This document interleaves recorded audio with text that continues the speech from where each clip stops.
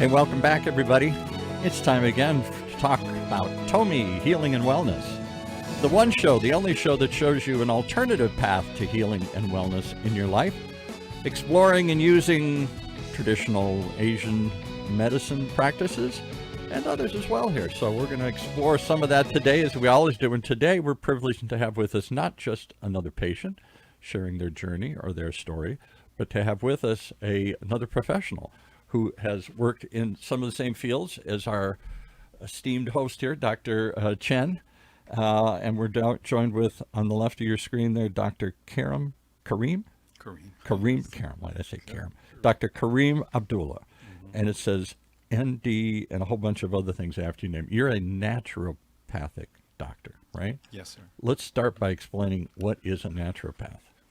Okay, so in naturopathic medicine, first, to be fair, over 100 years ago in the 1800s and 1700s, medical doctors, it was not a big issue when they used natural herbs or plants to treat patients. Traditional healing methods, and maybe they learned from their grandmother or something. Exactly, and even if they went to medical school. In fact, when I went to Bastyr University in Seattle, that's the Naturopathic Medical School. They have a campus in San Diego, and their main campus is in Seattle. At University of Washington Medical School, across the street, they had the largest medicinal herb garden in the United States. Oh, yes. Okay. Yes. I don't know if that's the case anymore, but back in the 40 years ago, that it was the largest in the United States. Right.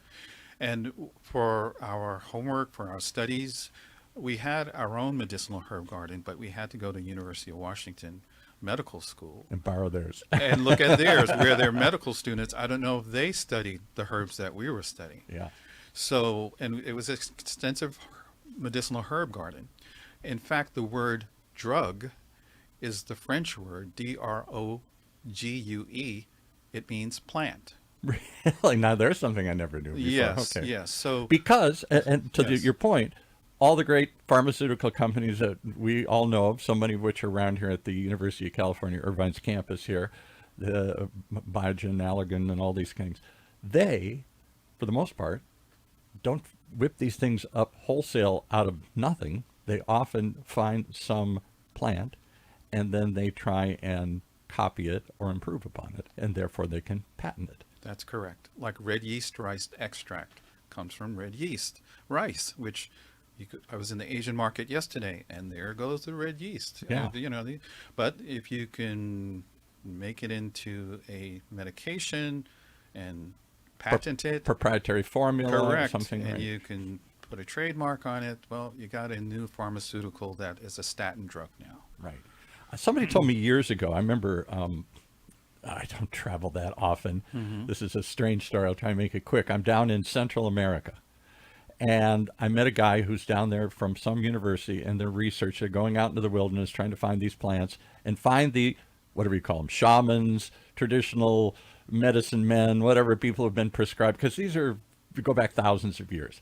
And you got this problem, we use this bark, we use this root, we use this herb or something here.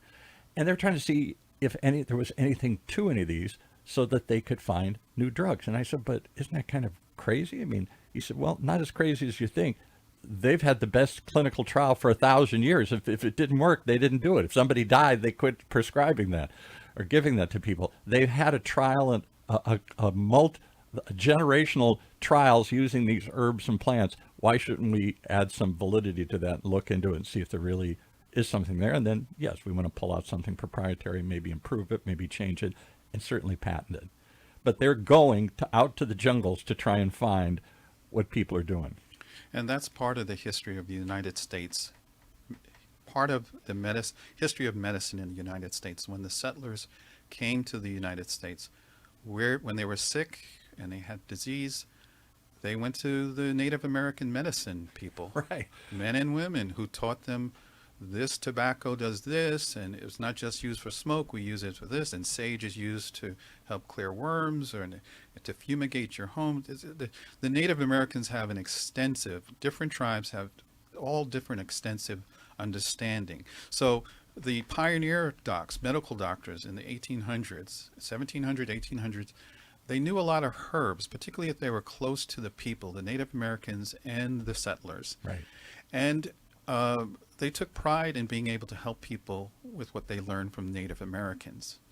However, as chemistry started developing throughout Europe and throughout the New World, chemistry, and I get it as a scientist, as a doctor, is exciting because it's so many things you learn and so many advances with synthesis and not just what that plant does, but why. Exactly. And you can break it down and you study the periodic table and, Western science, I give it credit. It's very objective. They want to see double-blind peer-reviewed studies. However, in certain times, there was some concept that developing medicine in the laboratory is the way of the future. And I get how we humans could think certainly became that. It did. And we threw all the traditional herbs and remedies and the whole, as folk medicine. Folk medicine. Correct. Yeah. So witchcraft. Exactly.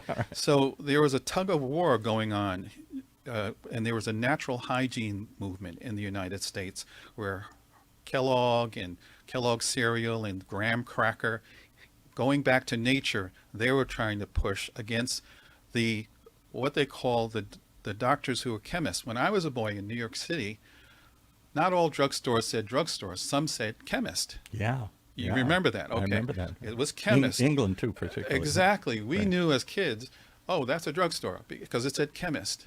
Right. However, there were diseases in the early 1900s. I'm going to stick to that early America, that some of the doctors would use mercury, which the common name was quicksilver. Yes. So they would say, oh, patient has syphilis, give them quicksilver. And so can you imagine prescribing mercury to exactly, how poisonous that is? Totally right. There's others. But that tug of war, that fight between those who felt chemistry was the way for treating and healing human beings is much better than this herbal. They thought folk medicine. radium for a long time too. After Marie Curie invented radium, they thought it'd have a curative effect or something. I was mentioning that to a patient about an hour or two ago. So radium was exciting. Radium, we're going to give chemistry, radioactive material. This is going to help you. Mercury was a metal that can run. So they would give mercury to treat syphilis, and people would get worse or sick. Yeah. It would kill the syphilis, but also kill the patient. Yes, exactly. So the doctors using natural medicine would say, oh, don't go to those guys. Yeah. They're the quicksilver doctors. Yeah. That it's switched into the short jargon. They were the quacks. Yeah. Nowadays, we're called the quacks. Yes, exactly. Isn't that interesting? Yeah. The quicksilver. The quicksilver, they were because the quacks. they would rather pick up liquid mercury or quicksilver. These are the quacks. These are not. Yeah. Yeah. So there was a big fight that in Washington State, naturopaths were called drugless healers about 70, 80 years ago. We were called drugless healers because those using drugs, those were the quicksilver docs. Right. And we who preferred to use natural medicine, we were called naturopaths. Plant-based medicine. Naturopathic doctors. So I just want to cut you off. Yes, go All ahead. right. So this bifurcation happened where doctors couldn't, you had to pick your side of the fence here. You're going to use traditional herbs and remedies and things that have been used for centuries. Yes. Or are you going to switch to all chemicals and synthetically produced stuff here? And along the way, we came up with different sets of MDs, doctors. As a naturopath, is it registered as an MD in this state and other states? And before you answer that, for a long time, osteopaths, Yes. that's a whole other idea, That's correct. were not treated as real doctors. It wouldn't be allowed into hospitals and that has changed. Yes. And my late mother used to go to an osteopath, and he had full visiting or whatever privileges at the hospital and all that kind of stuff. And she was amazed because when she was younger, an osteopath was not someone. Chiropractors are still, I don't know where they fall in the spectrum here, but outside the traditional MD degree, when you get a naturopathic MD degree, is that recognized as a doctor, or can you go into hospitals and do other things, or are you still treated as something other than a doctor? Good, excellent question. It's each state is different, For example, in Washington State, a naturopathic doctor is considered primary care physician. Okay. On our license at the Department of Health, we're called naturopathic physicians. Okay. In California State, we can't call ourselves physicians. We have to be naturopathic doctors, but we are licensed in the state of California as primary care providers. Okay. Just like acupuncturists in California are considered primary care providers, but in Washington State, acupuncturists are not. So they've earned different levels of acceptance and respect and certification depending on the state that you're in. Yes, a naturopathic doctor has to go through 4 years of medical school. The same medical school that everybody goes to? Absolutely. Okay. You have to study the first year anatomy, physiology, biochemistry, organic. You have to study pathology, OBGYN, pulmonology, hematology. The whole thing. Yes, you have to know. Yeah, and you're given, after your first 2 years, you're given a national board exam of 5 basic sciences. Mm-hmm. If you pass that, you can go further in your training as a naturopathic doctor.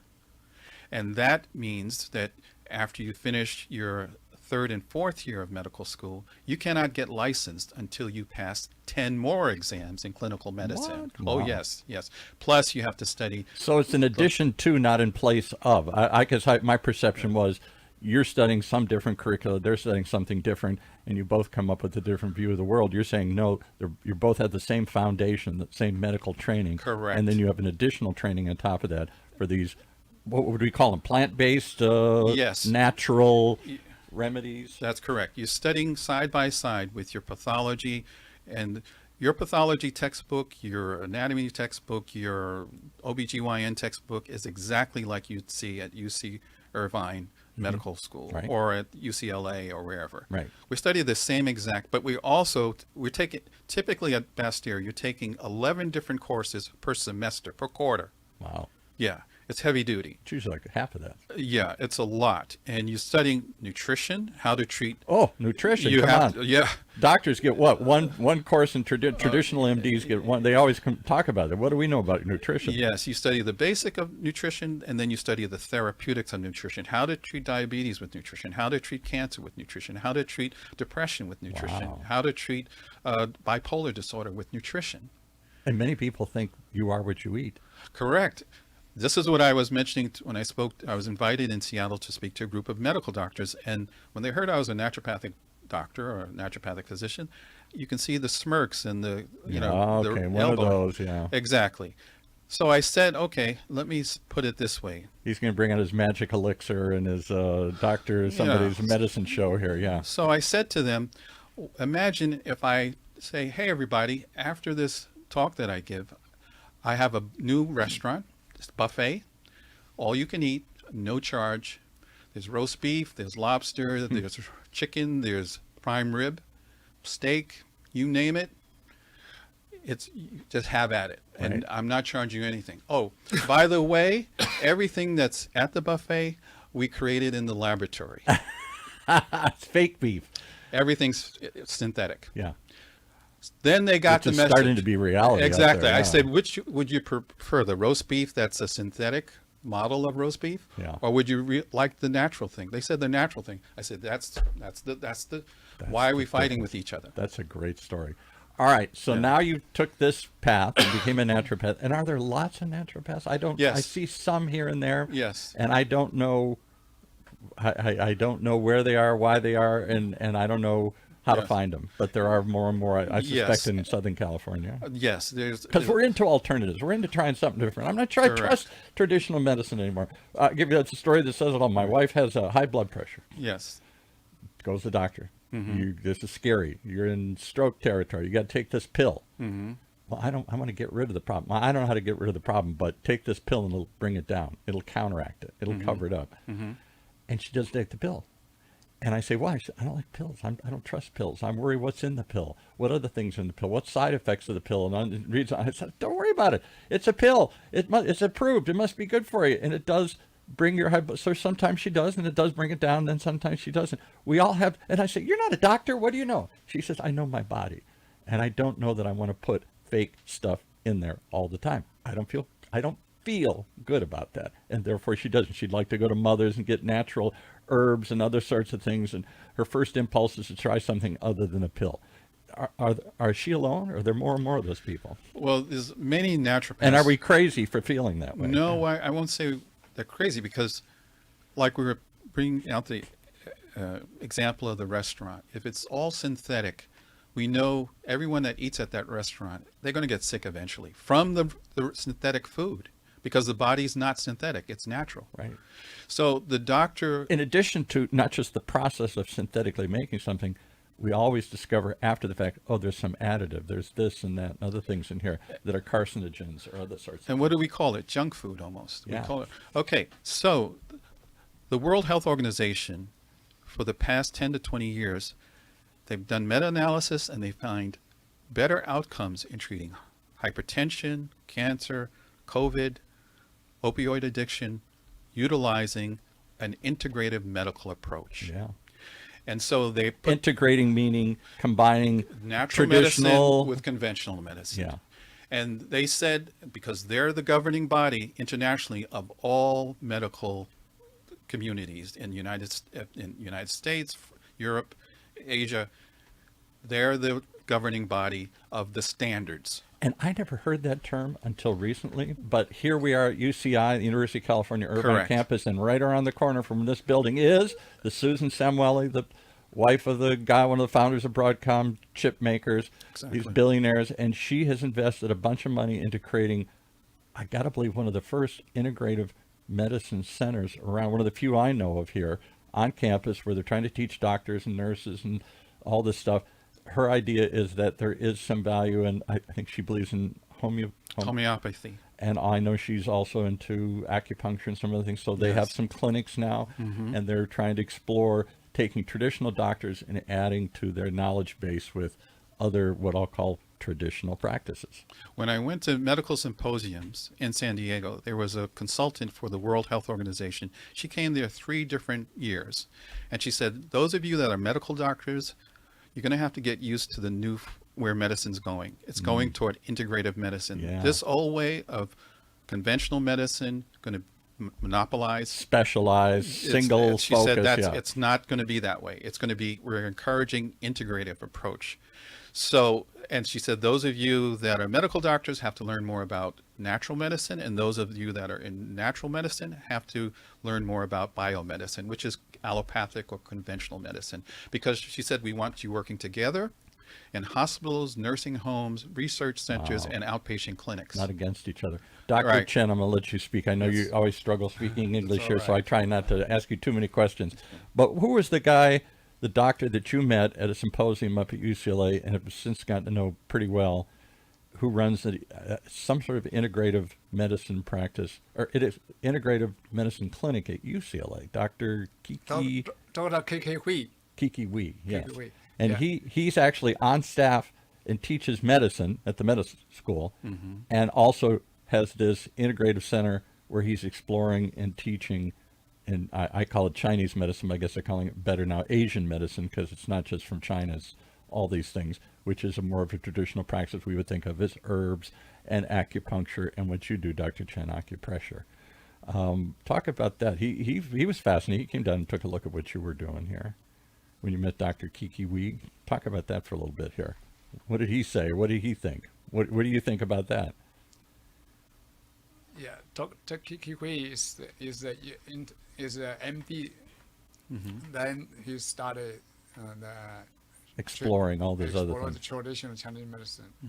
Yeah, he's the founder of the UCLA, the Integrated Western Eastern Medicine Center. Yes. So here's a guy on staff who's trained in traditional MD and beyond, and is now exploring all these different practices. So let's talk about some of the different practices around the world. Asian medicine, what I thought of as traditionally Chinese medicine, or variations of it in Vietnam or Japan or whatever. They're all kind of the same idea that there is somehow an energy within your body that can, if it's unblocked, do amazing things. Is that, if I'm overstating the basis of all these Asian medicines, that there's meridians if you- transferring this if- energy around your body here? If you look at the World Health Organization website on integrative medicine, they also include Ayurveda, which is the Yes. traditional medicine from India. Right. They include Siddha medicine, Siddha, which is from southern India, Okay. and it's over 1,000 years old and very sophisticated too. They include Tibetan medicine, which is very sophisticated and is very active in the world today. And they include, of course, traditional Chinese medicine.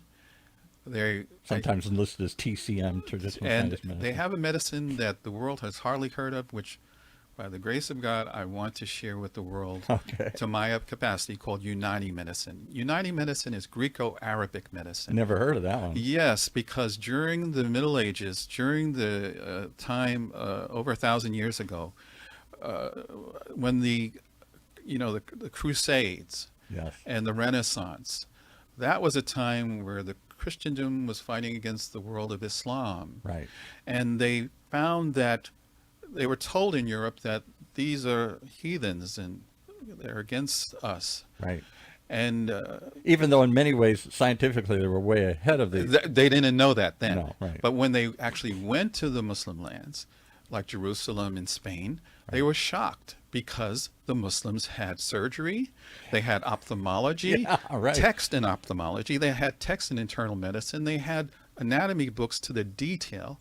Many of the surgical instruments today that we use were developed by Arabic physicians. And the so-called Western doctors were still using leeches and trying to...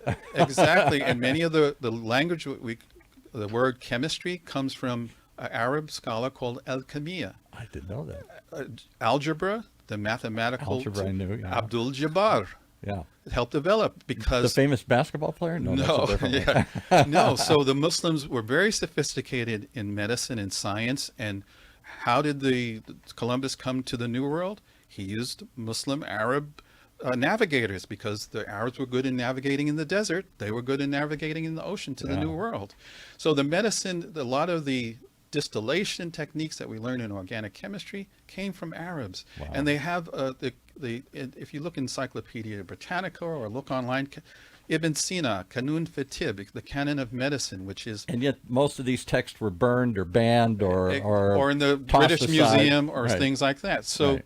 there's a whole system of medicine that's contributed, among the medicines that contributed the most to Western medicine as we know it today, including drug medication, is the Muslims and Arabs in the Middle East. Never knew that. Okay, all right. Yeah. So lots of traditional practices. It wasn't until they had to do something. People were getting sick, so people started experimenting with herbs and whatnot. Maybe it was the little old lady, the midwife, who passed it down or knew this knowledge, or maybe it was the local shaman or whatever you call them here. Somebody took this role and tried to learn what they could about leaves and plants and bark and whatever else, and how to use this to combat diseases and stuff. And sometimes crudely, sometimes wrongly, but over centuries, they figured out they found some things that really worked here. But the thing is, in the Muslim community or Islamic civilization, Prophet Muhammad, may peace be upon him, forbade the Muslims from using magic or shamanistic techniques not based on science. Wave a magic wand. That right. if you read the Quran from cover to cover, it's very scientific. The Quran, the holy book of the Muslim of the Muslim faith, it's very scientific, and it says, "Wala tatkaw fil mizan." Don't forget the balance. The creator of this universe says, Wow. yes, he created yin and yang. That's yin and yang. Yeah. The Chinese saying, and so Muslims and Prophet Muhammad, peace be upon him, said, study. The first thing revealed to humanity from the Quran was Iqra bismi rabbika alladhi khalaq. Read in the name of your Lord, who created the human being from a clot in the womb, basically. Yeah. And the word Iqra means read, meaning that he created the human being to be enlightened.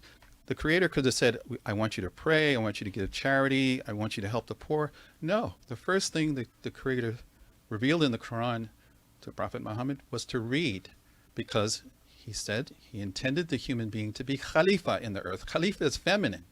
Khalifa, masculine. Mother Earth. Yes, Khalifa means you're a custodian. Right.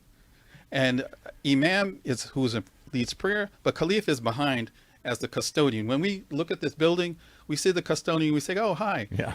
And we just ignore them. But in the background, they're keeping the lights on. They're keeping the heat on and everything and so on and so forth. And I'm sorry to say that because of our tribal nature as people and because of the wars and the fights and the disagreements and the religious aspects and all this stuff to it, we've become isolated in our knowledge base. There is Western medicine. There is Eastern medicine. And there is Middle Eastern medicine, apparently, too. Yes. And there is no conversation, much less acceptance or even interest in what they've been doing. Here's what we do.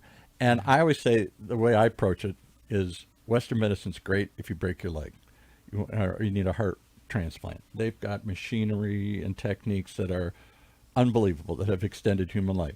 But if you got a headache, you got a backache, you got a persistent pain, you got a chronic condition, they don't know what to do. I got pills and I got procedure.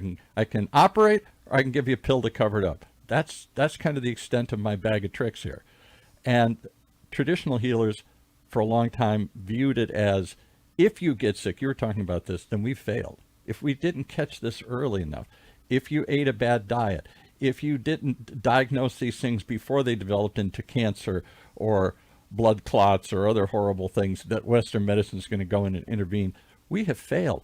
Western medicine waits till it manifests itself and then tries to go in and either give you a way to deal with it, handle it, cover it up, whatever it is, an opioid to get rid of the pain, not to get rid of the underlying pain, but to help you deal with it, or we're going to cut it out. That seems to be the exact opposite of what all these traditional practices. Am I overstating that? In a way, yes, because to be fair to our medical doctor colleagues, and I was going to be a medical doctor, right, but my mom developed cancer and she had chemotherapy and radiation, and her skin turned gray, and you know what chemotherapy and radiation could do. Horrible. The intent, because somebody said you're using a sledgehammer to try and get a sliver. There is one problem, and you're battering the body. well, to be fair to my medical doctor colleagues and my friends, because I've worked for 18 years with medical doctors, mostly medical doctors. I've worked at the largest integrative medical center in Seattle, Seattle Healing Arts Center, founded by Dr. Fernando Vega. And he's a full professor at University of Washington Medical School. Okay.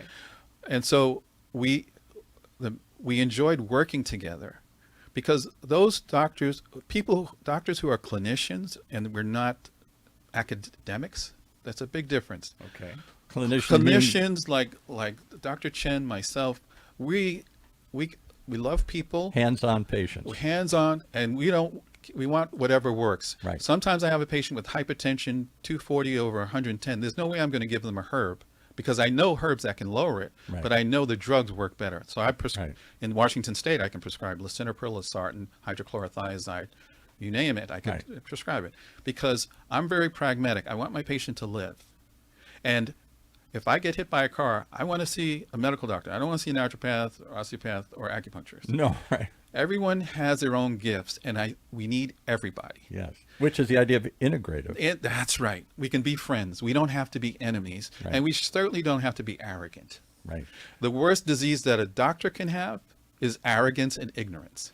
Well, I'm a little biased against the medical profession. I saw my parents suffer and die into old age. Yes, they lived to be in the 90s, but at the end, the medical system failed all of them, not because they died, but because they started treating them just like, I don't know, you're too old, I'm not going to bother with you, I don't care about you, you're old, what do you expect? They wanted to deal with other younger patients they could help and cure and whatever. As they got older, I almost felt like they didn't even want to see them anymore. And at some point they did say, stop coming. Well, I'd like to use quotes from the Quran.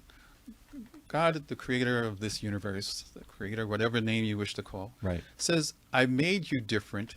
He could have made us all one, let's say in medicine, all the same. Right. But he makes us different, not that we fight each other, but we learn from each other. Boy, so we have a patient with hypertension. We have a patient that's suicidal. We have a patient that has autoimmune disorders. We have a patient that has long COVID. And maybe we can multiple collaborate. Things. Yes, correct. Because it's a holistic approach. Exactly. Because, and I love the way we're licensed in Washington State and perhaps here in California, because if my patient has a disorder, let's say he has headaches, as we were talking earlier, there's 28 or more different types of headaches. Yeah, I didn't know that. Oh yeah. So MRI, CT scan, X-rays, all of that are still useful. We shouldn't throw away the baby with the bathwater kind Right. of thing. The baby with the herb. Right. Though conventional medicine is the youngest medicine amongst us, it's the Yeah. predominant.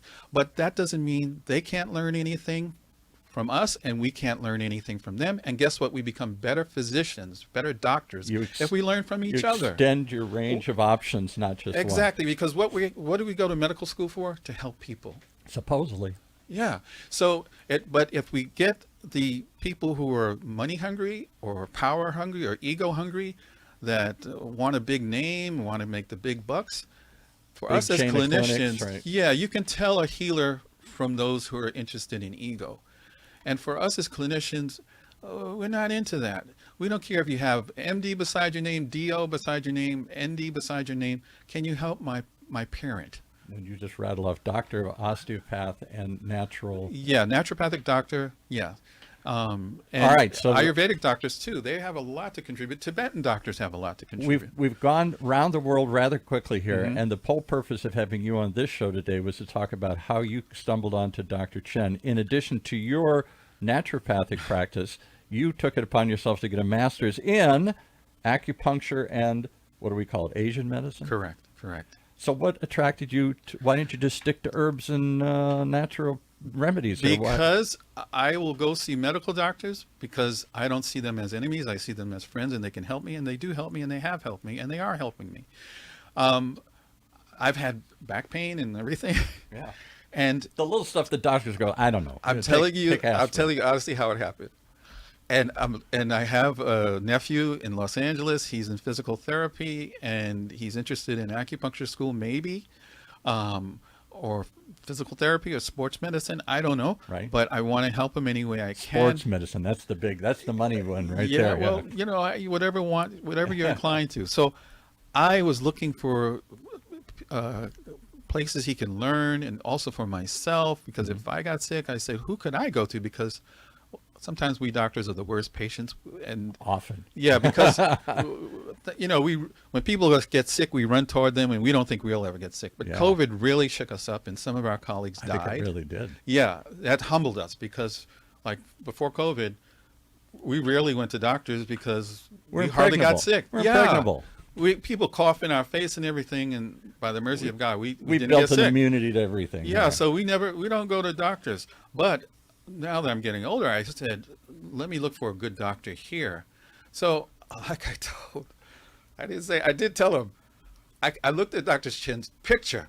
I said, this is a healer. Wow. Yeah, because Wow. you can tell. By the eyes or Well, the demeanor? if you're in clinical medicine versus academic medicine or administrative medicine, those of us that's on the ground floor or on the front lines, we can tell who's battle trained. yeah. We can tell who has a kind heart and a very good intellect to help people, and who cares about That people. was kind of my feeling when I met Dr. Chen. Full disclosure, he's treated me and for what other little chronic things that nobody else could figure out, and it's helped. Yeah. And I don't totally know if I understand or believe all the underlying meridians and energy and all the other stuff, but by God, it works. Yeah. And I keep going back over and over again. And he definitely seems like a sincere, honest guy who's there in this funky little clinic up in the middle of a strip center in Anaheim Hills. This isn't downtown Beverly Hills with marble floors or something here. He's just there out in the field trying to help people. And I look at the range of people, and they all look like me. They're not just people who are already comfortable, the Chinese or whatever, with this school of medicine. It's anybody and everybody, from truck drivers to airline pilots to everybody in between, coming in with a chronic condition.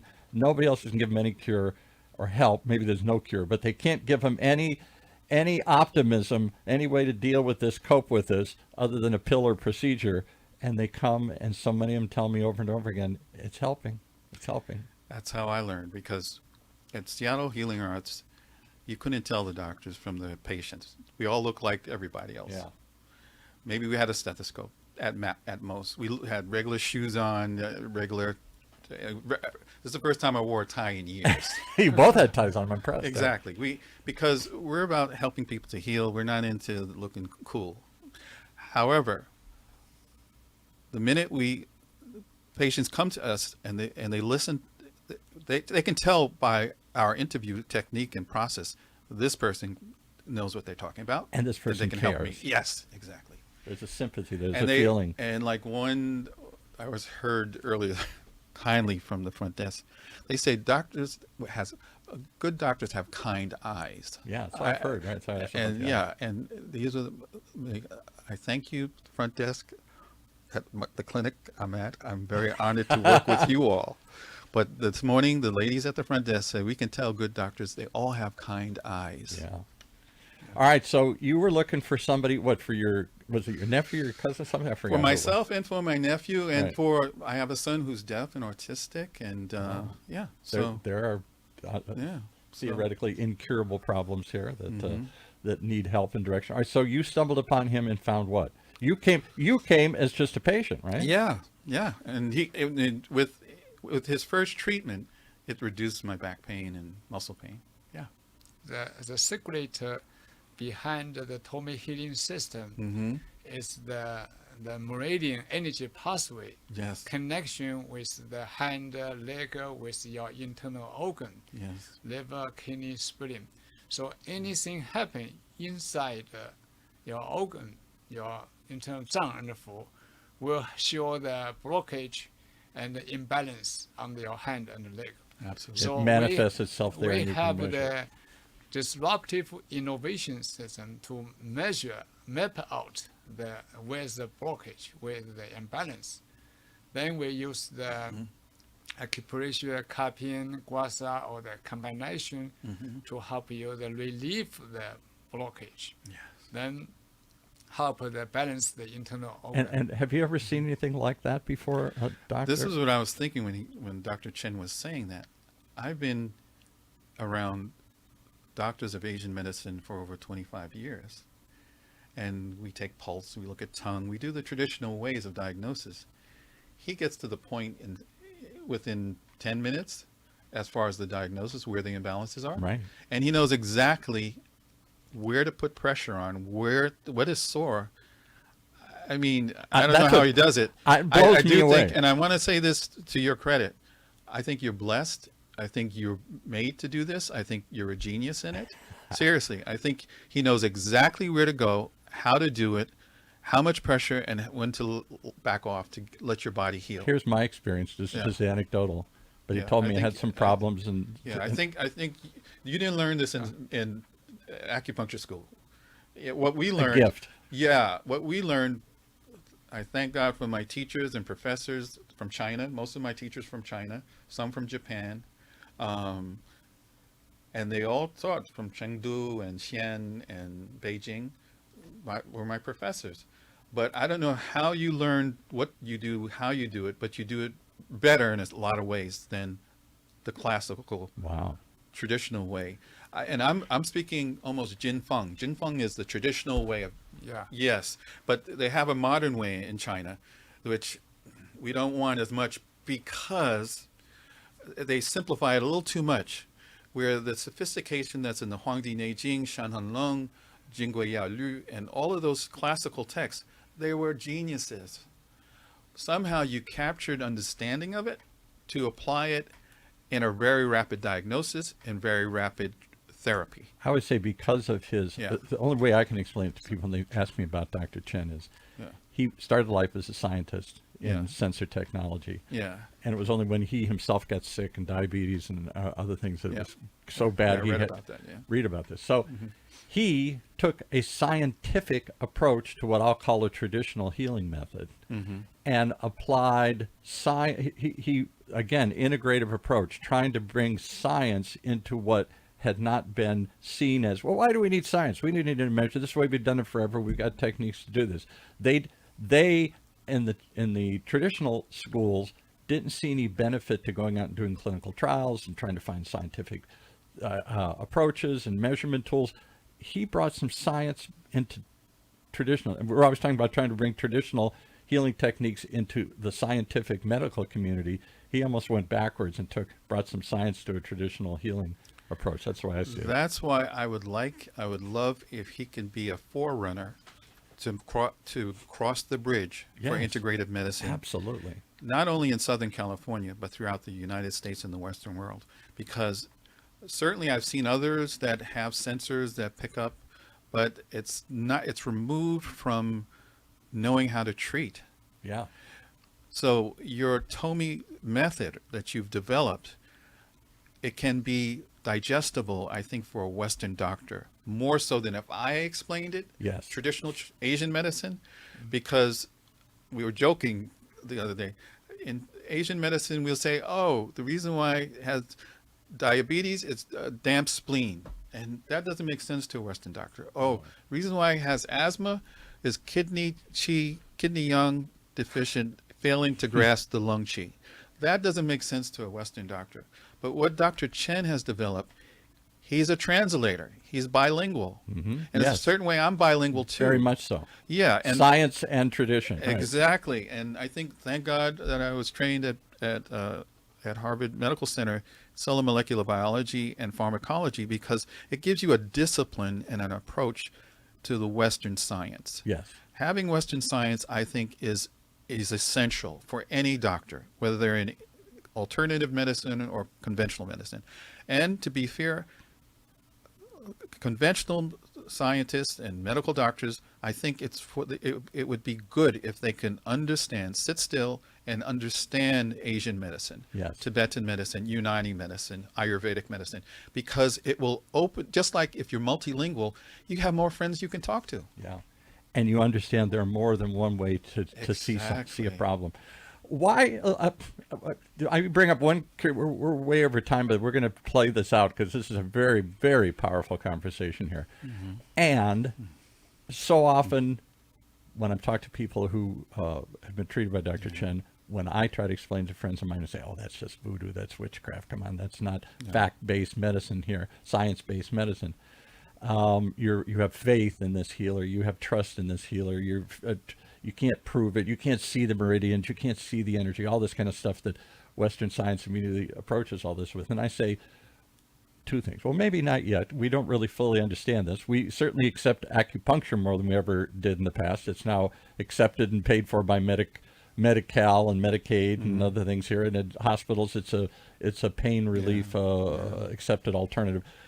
However, here's my point. Rather than always saying Western medicine, you got to open up your eyes. You got to take a look at other things. I also see the same sort of silo blinders on with traditional healers who for thousands of years said, this works. I'm not going to try and get to the heart of where the meridians are and how the energy flows. I'm not going to find a way to measure it.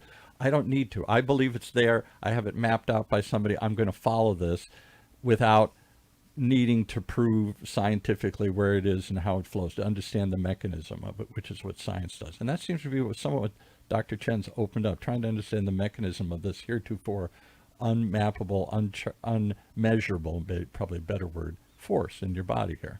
Just as we have a lot of people come out and talk about cannabinoids these days. And right here on campus, there's a cannabinoid research center here, and the whole cannabinoid system in the body was only recently kind of revealed or understood to Western medicine and how your body reacts to these cannabinoid compounds and stuff here. So was there a blindness in the traditional healers as well, who refused to see any value or importance or interest in trying to scientifically explore what they already believed? I wouldn't put it in those terms, because when you read the Chinese medical text or the Arabic text, Kanun Fitib, or the medicine developed by Muhammad al-Razi, or the science developed by the Gyuji, which is the Tibetan Four Tantra None text. of which I've ever heard of. Yes, well, I'm gonna Educate us. expand. Yeah, I want to expand. If you read the ancient medical texts that Tibetan doctors have to memorize, the Chinese doctors used to have to memorize the Huangdi Neijing and Shanhanlong, particularly the Huangdi Neijing first, and that's extensive, but they memorized it. Right. Unani physicians study the Kanun Fitib, which is like the eminent text. Are But these like ancient scrolls almost? these are texts written by scholar physicians, written hundreds of years ago, but they were very precise. They were good observers. Yes, right. All of these They might not have doctors, understood what was going on, but they observed. they were better observers in certain ways than we are today in modern medicine and modern science. And in other ways, they didn't have the technology like Dr. Chen has Yeah. to pick up the sensors. They discovered thousands of years ago, over 5,000 to 7,000 years ago, the channels of energy. And this is gallbladder, this is liver, this is stomach. Right. They knew that 7,000 years ago, but Mapped they it didn't have out. his equipment. Right. For him to develop equipment that is so sensitive to pick it up, because I've heard others in medical technology and medical engineering say, or biomedical engineering, we can't detect, we don't know how to pick up the chi energy. Nor do you know He did. those imperceptible little tiny sensor amounts of energy, however it's measured or picked up. What does it mean? How do I turn that into a program? That was the other part, to write a program that can analyze this and associate it with Just think of that.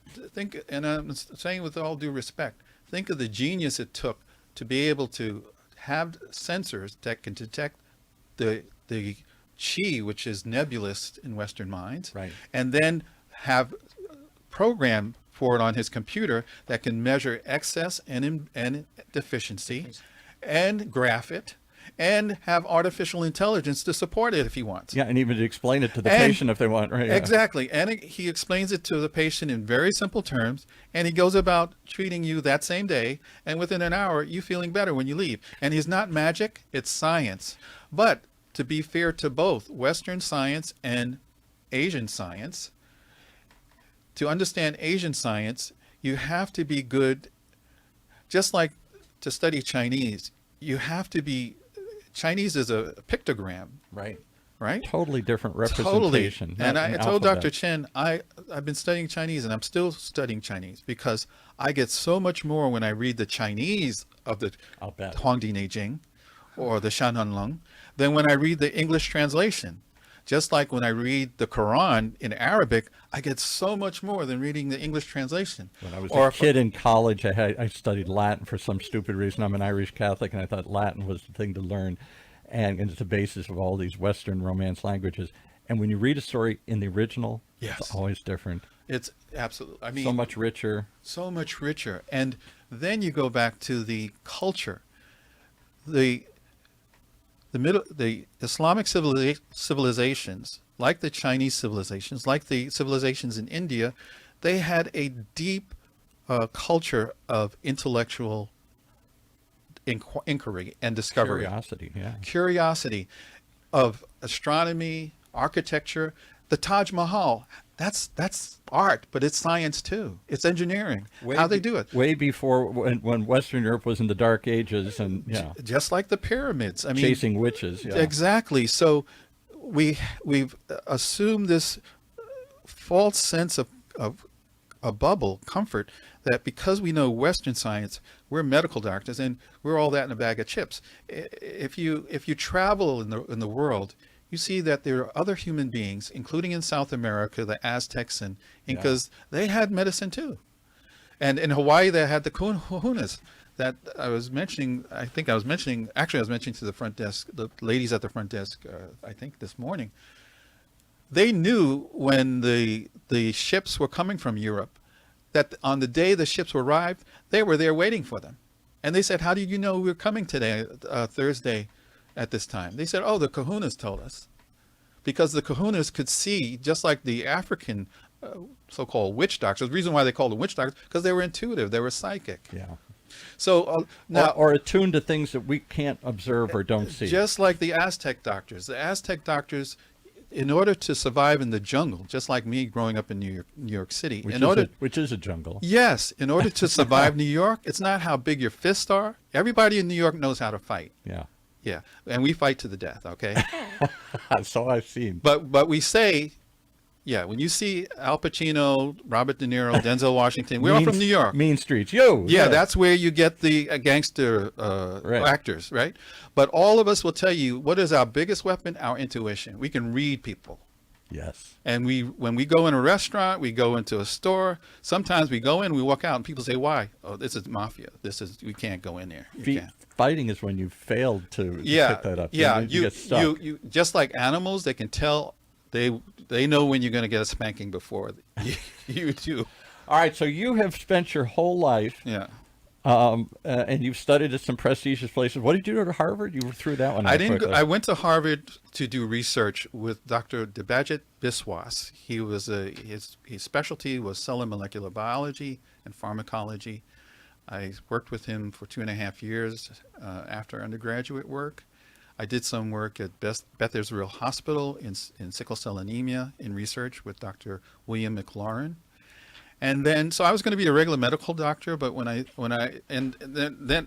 said my mother got cancer and she had the chemo and radiation, as I mentioned, I wanted to go to learn naturopathic medicine. And it was a whole long story. But when I got accepted there, my father said, "Hey, you know, your grandfather in the early 1900s was not only a chiropractor but a naturopathic doctor." Come on, get seriously, out of it, really? So he said, because in Harlem, he would take my father to the herb shops to get herbal medicine for his patients. So he treated, and see, for people of African descent, it's no big deal to use natural versus drugs. And I remember my maternal and paternal grandmothers, they didn't like taking drugs. They would rather give me something natural, wintergreen, or let me take this. My or wife is still sorrel today, tea. yeah. Sorrel tea is what they call that red tea, the red flower tea. I forget. Every immigrant that came over, Yes. and I know Africans Hibiscus tea. didn't come over willingly. I understand the Yes. difference between traditional immigration and forced immigration, but Yes. you're bringing a culture over from another place with you.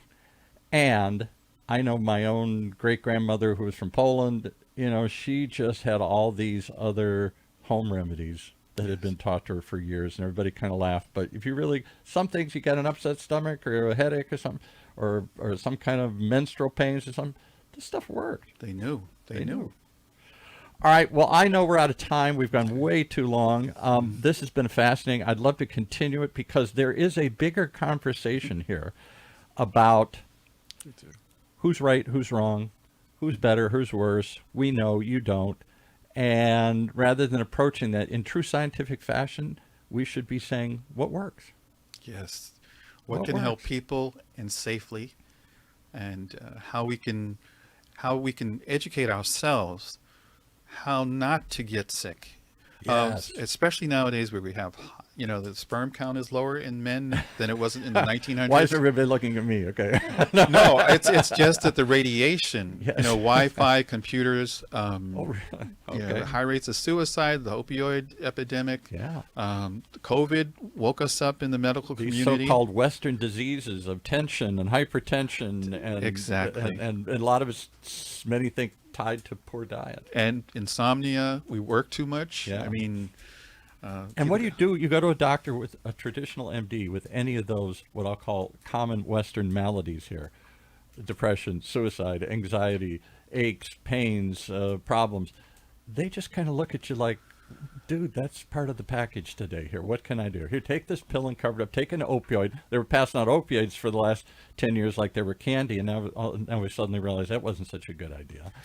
yeah, if we have to start with us doctors, physicians, the way we're trained and the way they work us like dogs. Yeah. Oh. I have medical doctors that are my patients. Trial by fire here. yeah. Exactly. Yes. You start in trial by fire, and I have medical doctors tell me that if they don't see 25 to 30 patients each day, they have to go.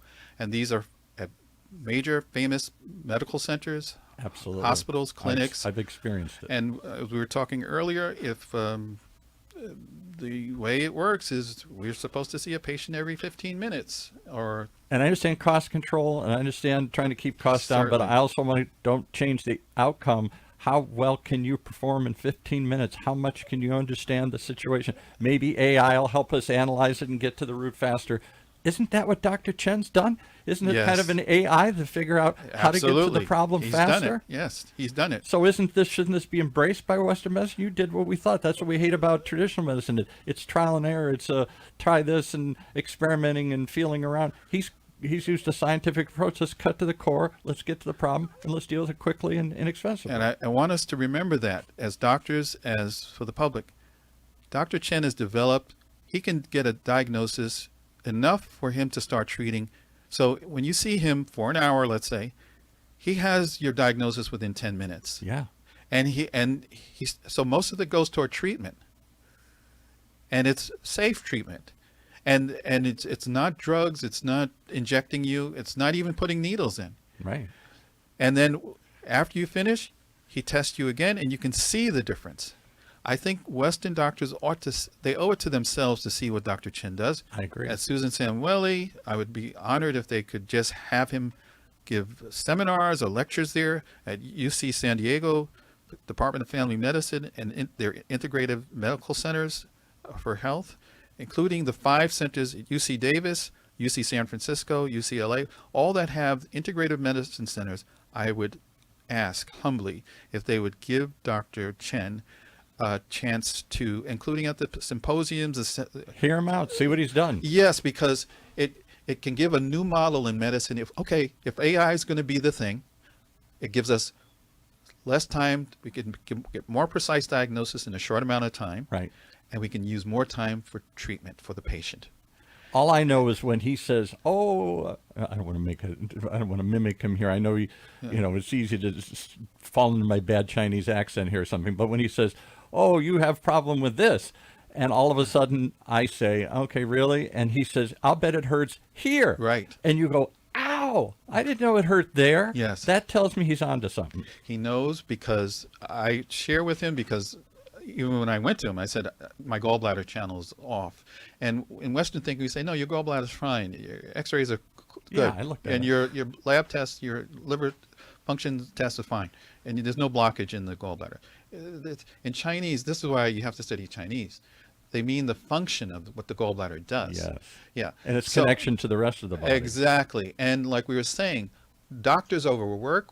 Most of us work 12-hour days, 7 days a week, because the easy part is caring for patient, because we love caring for people and patients. Right. The arduous part is doing all the paperwork.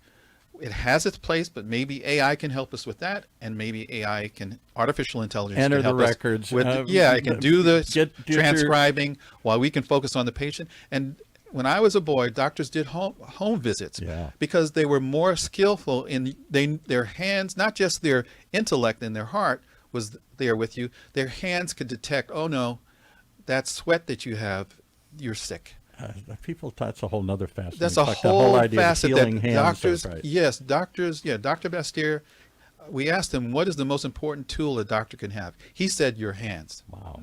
Not your eye, not your intellect, yes, your hands. And believe me, put your hands on a patient. Exactly. Here. And when I was a student, I said, okay, Johnny, to connect with the patient. But he meant that you connect on as many levels as you can with understanding the human being. As many sensory inputs. Yes. Dr. Chen's giving me another one. Yes, because when they come to you with a disease, they're away from ease. And disease means away from balance. And his computer system. Disease is away from ease. Yes. Dis meaning not in Latin. Exactly. Away from ease. Right. So what is Chinese or Asian medicine doing? Bringing the body back into ease. And that was the principal method, technique, therapy, purpose, mission of every doctor, whether it was Ayurvedic, Unani medicine, Greco-Arabic medicine, Islamic medicine, if you want to call it, Tibetan medicine. All of those doctors were considered good if they can restore a patient back to ease, balance. I'll leave it with Yes. I'll leave you with my late father's typical was my dad was a rough, tough guy, fought in World War II, fought his way out of the ghettos of Detroit, worked in the factories, eventually rose his way up to be an executive of Chrysler, never went to college, not the most educated or the most eloquent man I ever met. He was just a very practical, down-to-earth guy. All right, let's get to the problem. What's the solution? Let's just cut to the chase here. And his whole philosophy was everything in balance. That's right. That is a secret to health. And nature. Nature loves balance. It does not like imbalance. Exactly. Well, we're way out of balance in time here, but it was worth the time. Thank you for coming. How do they reach you, Dr. Abdullah, if they want more about the work that you do? I'm at OC Whole Family Wellness. It's a clinic in Laguna Hills in Seattle. And I'm also at Seattle Healing Arts. I do telemedicine. But no, I'm here. I live here. Okay. And I moved here about a year ago, but I'm at the OC, it's called Orange County Whole Family Wellness Center. in Laguna Hills. And there they'll discover this whole naturalistic and holistic approach that you're taking to patient care. Correct. And since I'm a new doc there's about 7 doctors there, naturopaths and osteopathic doctors there, acupuncturists.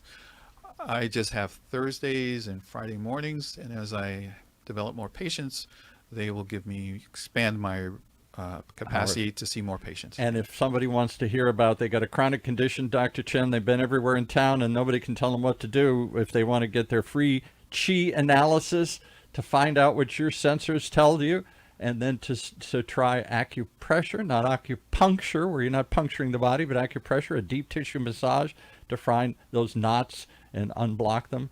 How do they find you, Dr. Chen? Yeah, welcome to the TOMII healing system. We found the blockage and imbalance within minute. This blockage and imbalance is the underlying cause of chronic condition. And you both have the underlying belief. We are in the Anaheim Hill. Anaheim, And TOMII is TOMII, like TOMII it says.